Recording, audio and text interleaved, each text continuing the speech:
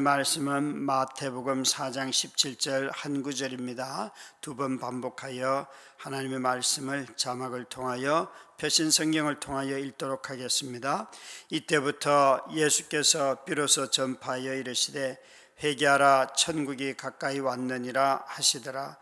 이때부터 예수께서 비로소 전파하여 이르시되 회개하라 천국이 가까이 왔느니라 하시더라.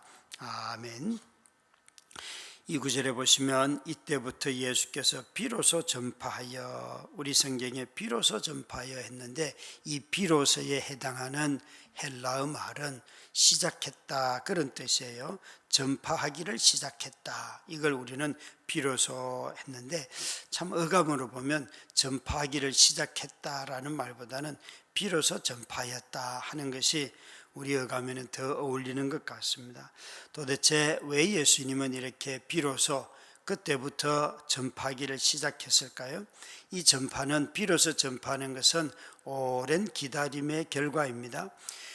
적어도 한 3가지의 기다림이 있습니다. 예수님이 태어나셔서 적어도 자라기까지, 그의 나이가 30살이 넘기까지 기다리셨죠. 그 자신이 누구인지를 알고 또 청년의 시기를 다 거치고 그 과정을 충실하게 자녀로서 양육을 받고 난 뒤에 그때부터라고 시작을 하고 있습니다. 그러니까 적어도 태어나서 자라기까지 기다리셨다는 거죠. 이것이 첫 번째입니다. 그가 태어나서, 한 인간으로 태어나서 자라는 일정한 기간까지를 비로소라는 말 속에 담겨 있는 것이고, 또 다른 하나는 앞구절에 보면 세례 요한이 붙잡히는 사건의 이야기가 바로 있습니다. 그러니까 이 구절로 본다면 이때부터 예수께서 비로소 전파하여, 그러니까 이때부터니까 세례 요한이 붙잡히고 난 뒤에, 마태복음은 생각보다 이른 시간에 복음서 기록된 분량으로 본다면 굉장히 이른 시간에 세례 요한이 붙잡혔다고 그렇게 말하고 있어요. 이 세례 요한에 붙잡힌 소식을 듣고 예수님은 갈릴리로 물러가셨죠. 세례 요한은 분명히 유다 광야에서 내지는 요단강에서 세례를 베풀었을 터인데, 이 세례 요한이 붙잡히고 난 뒤에 예수님은 갈릴리에서 나사렛으로, 나사렛에서 가버나움으로, 물론 같은 지역이긴 하지만 동네는 다 다르지 않습니까? 적어도 우리가 알 수 있는 이 기다림은 뭔가 하면 예수님이 세례 요한이 붙잡힐 때까지 자신의 공생애를 시작하지 아니하셨다는 것이에요. 그리고 그가 붙잡히고 난 뒤부터 예수님이 자신의 일을 하시는데, 왜 그러면 세례 요한이 붙잡힐 때까지 기다리셨을까? 이 세례 요한은 예수님의 오실 길을 예비하는 사람이에요. 우리는 뒤에 사람을 위해서 예비한다라고 말을 할 때에 그 말의 뜻을 좀 곰곰이 생각해 볼 필요가 있어요. 주의 길을 예비하는 자로서의 세례 요한의 삶은 이런 것과 똑같아요. 세례 요한이 붙잡히면 예수님도 붙잡히고, 세례 요한이 죽으면 예수님도 죽는 거예요. 그러니까 세례 요한은 예수 그리스도의 삶을 미리 맛보는 사람이지요. 우리 모두가 다 예수의 길을 예비한다 그럴 때에 이미 오셔서 죽으신 예수의 삶을 맛보는 것이지, 예수님의 부활하셔서 영광 가운데 계시는 높이 들린 그 삶을 맛보는 것은 아니에요. 우리가 주의 길을 예비한다, 하나님이 이 땅 가운데 통치하신다 라는 것을 선포하려고 하면 우리 또한 이 예비한다는 말 속에 죽어야 한다는 것을 기억해야 합니다. 다시 오실 왕이신 그분을 맞이하기 위하여서 우리는 죽어야 하는 것이죠. 그것이 바로 복종하는 삶이에요. 세례 요한이 붙잡히기 전까지 기다리셨고, 또 당신은 그분의 때를 기다리셨는데, 여기 보시다 보면 이때부터라고 할 때에 예수님의 이 사역을 이 창조 전부터 하나님께서 이루신 것을 바울은 나중에 말씀을 하시지요. 우리는 가만히 주님의 말씀처럼 우리는 삶에 기다리는가? 저는 기다리지 못하는 사람들이 스스로 자멸하는 경우도 참 많이 봐요. 서둘러다가 그냥 망하지요. 우리의 삶은 대부분 기다림이 참 많습니다. 이 기다림을 정직하고 그리고 진실하게 감당할 때에 우리 안에 그분의 뜻이 이루어지고 그분의 인도하심을 발견하는데, 그걸 하지 못하고 계속 넘어지고 또 일어나는 것 같다가 또 넘어지고, 다들 기다리지 못해서 그래요. 기다리는 삶은 성도의 삶에 저는 전부라고 해도 과언이 아니라고 생각합니다. 사랑은 오래 참고, 사랑이라고 하시는 하나님이 우리에 대해서 오래 참는 걸 한번 생각해 보실래요? 얼마나 우리에게 오래 참겠습니까? 하나님이 우리를 용서하신다 그럴 때에 마태복음 18장에 보면 베드로가 몇 번 용서해야 됩니까? 물을 때 70번씩 7번. 여러분, 멍청하게 이것도 490번이죠. 이렇게 말하면 바보 중에 바보예요. 여러분, 지금까지 살면서 490번 정도밖에 용서를 안 받았을까요? 그 뒤에 나오는 100데나리온과 1만 달란트 비유가 있잖아요. 1만 달란트를 오늘날로 환산을 해도 20만 년 정도 된다는 것 아니에요. 그러니까 한 노동자의 품삯이 1데나리온인데 1만 달란트라고 하면 그것이 어마어마한 액수, 20만 년. 여러분, 어마어마한 거죠. 20만 년 동안 일해야 될 것을 다 갚아주셨다는 것 아닙니까? 이걸 굳이 숫자로 환산해 보는 것은, 사람들은 이런 어떤 실제적이라 그럴까요? 어떤 그림이 그려지면 이해가 빨라요. 그래서 하는 것이지, 한마디로 무한히 용서하신다는 것.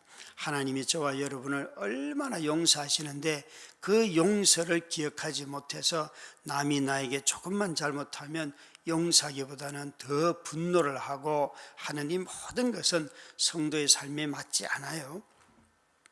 우리 주님이 우리를 얼마나 기다리셨는가 하는 것이 비로소 전파한다는 말에 숨겨져 있고, 또 하나는 이 비로소 전파한다는 비로소가 출발한다, 시작한다는 뜻이라고 했어요.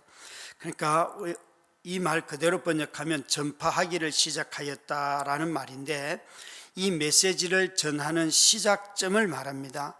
이때부터 비로소 전파하였다. 우리는 자주 때를 얻든지 못 얻든지라는 바울의 말을 인용하여서 언제든지 강박적으로 복음을 전해야 된다는 생각을 많이 갖고 있어요. 실제로 그렇게 하지 않더라도. 그래서 때를 얻든지 못 얻든지라는 이 말을 복음을 전하는 사람들은 지나치게 강조하고, 또 어떤 사람들은 아예 무시하며 살고 있죠. 예수님조차도 천국 복음을 전할 때를, 출발점을 판단하셨어요. 그래서 시작점을 정하셨음이 틀림이 없습니다. 이 시작할 때라는 말을 다르게 번역하면 하나님이 그 적기의 때를 기다렸다는 거잖아요. 바울은 갈라디아서에서 예수님의 오심을 두고 이렇게 말합니다. 갈라디아서 4장 4절에 보면, 때가 참에 하나님이 아들을 보내서 여자에게서 나게 하시고 율법 아래에 나게 하신 것은, 때가 참에, 그러니까 예수님이 복음을 전하기, 하나님의 나라를 전하기 시작하였다, 이 말 속에는 이렇게 바울의 표현대로 한다면 하나님의 때가 충만했다는 것이에요. 아마 복음서의 묘사로 한다면 이 하나님의 일에 동업할 한 사람을 하나님이 기다렸는데, 적어도 마리아라고 하는 여자가 나타날 때까지, 이 여자가 나타나서 하나님의 자기 아들 보내시는 일에, 이 일에 동력할 자로 나타나세요. 그러니까 하나님의 구원의 경륜이 드러난 시기를, 우리가 그 이유를 아는 것은 좀 어려운 것이 사실이지만, 바울의 표현대로 때가 찼다라고 하는 것은 적어도 이제는 더 이상의 선지자를 보낼 필요가 없고 자기 아들을 보내시기로 하셨는데, 그 아들의 오심을 맞이할 여자가 필요했는데 그가 마리아였다고 해석할 수 있어요. 그러니까 하나님이 하시는 모든 일들은 정말 가장 적합한 때가 있는데, 이걸 뒤집어 놓으면 우리는 하나님이 하실 때가 가장 최적의 때예요. 내가 보기에는 그렇지 않다 할지라도 그때가 가장 충만한 시기이고 그때가 가장 합당한 시기예요. 그래서 비로소 전파하기를 시작하였다, 이렇게 말씀하고 계시죠. 우리는 자주 우리 인생을 보면서 이게 불만족에 빠지는 것 중에 하나가, 늘 하나님이 일하셨다고 말하면서도 불만스러워해요. 지나간 시간들을 돌아보면서 여러분, 분명히 우리 모두는 하나님이 나를 여기까지 인도하셨어요 라고 말씀을 고백을 하고는 또 어떤 이유가 생기면 다 불만족해요. 이건 여러분, 우리의 인생의 과거를 보는 눈이 바뀌어야 합니다. 하나님이 나의 삶에 인도하셨습니다 라고 하는 것은 내가 보기에 여전히 부족한 것 같아도 그거는 가장 충만한 것이고, 나의 인생에서 최고의 하이라이트가 그 순간순간이 그때예요. 그 순간은 내 인생의 하이라이트였어요. 저는 제가 아내를 만났을 때가 가장 결혼하기에 적합한 때였다고 확신하고요. 또 심지어 그때 누나가 제게 너는 돈도 없고 사역도 무슨 전도사도 아니고 캠퍼스에 간사니까 아무 여자나 잡아서 동거해라, 누나가 그렇게 말할 때에 웃기지 마라, 내가 우리 집에서 제일 멋있게 결혼할 거다 그렇게 말했는데, 정말 결혼식 날 학생들을 포함해서 무려 한 700명의 사람들이 왔어요. 그래서 김동호 목사님이 주례를 하시다가 흥분하셔가지고 주례만 1시간 가까이 하셨어요. 당신이 사람이 많으면 그분은 흥분을 하세요. 참 여러분, 자기 인생을 보면서 최고의 결핍의 순간인 것 같은데 하나님이 인도하셨다고 말을 한다면 그것은 가장 하이라이트예요. 저는 그런 점에서 제가 하나님 앞에서 인생을, 지금의 아내 아픈 이것을 받아들이기까지 과정이 있지만, 이제는 이렇게 고백을 해. 하나님이 나와 함께 하시고 하나님이 가장 어려운 순간이라고 난 판단했지만 가장 충만한 순간이다. 왜? 하나님이 함께 하시기 때문에 그렇다. 그렇게 고백할 수 있어요. 그런 점에서 여러분, 비로소 전파한다라고 하는 것은 하나님의 때요, 가장 충만한 때요, 가장 하나님이 적합하다고 판단하신 때이라는 거죠. 그래서 우리가 하나님이 함께 하십니다라는 고백을 할 때는 그게 불만족이 낄 자리가 없는 것이지요. 여기에 비로소 전파하여 천국 복음을 전하였다고 했는데, 이 세 번째 말씀할 수 있는 것은, 이 비로소 전파한다는 것은 새로운 사회의 요청입니다. 새로운 나라, 새로운 국가 건설을 위한 요청인데, 물론 그것은 인간의 나라가 아니라 하나님의 나라이죠. 여기에 하나님의 나라를 시작할 때에 새로운 사회로 들어가는 가장 첫 번째 한마디가 회개하라예요. 회개하라. 회개가 어려운 사람들이 있어요. 회개가 어려운 사람들은 대단히 도덕적인 사람들이에요. 자기중심적인 사람들, 또 성실한 사람들, 또 자신에게 예민한 사람들, 자신의 생각에 확신을 갖고 있는 사람들, 방금 말한 이런 사람들, 자신들의 학파와 자신의 가문과 자기중심성이 강하고 자기 생각에 확신이 있었던 사람들이 이 복음서에 보면 누구인가 하면 바리새인들이에요. 그들은 정말 예수님 앞에서도 항상 논쟁을 할 만큼 대단한 사람들이에요. 그들은 자신들의 지식이 명확했고 성전을 자신들이 다스리고 있었고 제사하러 나오는 사람들의 인도자였기 때문에 천국이신 예수 그리스도가 오셔도 그들은 회개할 이유가 없어요. 여러분, 회개는 율법 조항을 가지고 언급하면 회개할 게 별로 없습니다. 저도 자주 이렇게 여러분에게 말씀드리지만, 십계명을 놓고 본다면 내가 뭘 어겼을까? 별로 어긴 게 없어요. 그런데 예수님이 미워하지 말라, 미워하는 것은 살인이다, 이러면 얘기가 달라져요. 더 나은 의, 더 나은 의가 여러분, 저와 여러분에게 바리새인보다 더 나은 의가 있습니까? 없습니다. 여러분, 행동으로 보면 그들은 율법의 조항을 다 지켰는데 우리는 율법의 조항조차도 지키지 못하는 자들이 저와 여러분입니다. 그럼 여기에 말하는 더 나은 의는 뭐입니까? 그것은 예수 그리스도로부터 얻는 의인데, 그 의는 우리가 행하여서 얻는 것이 아닙니다. 저와 여러분이 행하지 못하여도, 미달하여도 그분의 행하심을 우리의 행함이라고 말하는 그 은혜지요. 그래서 이 마태복음에 마태복음의 중심된 주제가 뭔가 하면 교회론이에요. 교회론. 신약성경 복음서에서 교회에 대한 이야기, 교회를 문자적으로 언급하는 데가 별로 없습니다. 교회라고 하는 것, 이것은 바울이 나중에 이야기한 것이고, 이 마태복음에 2번 나오는데 다 교회가 무엇과 관련이 있는가 하면 용서하는 공동체와 관련이 있어요.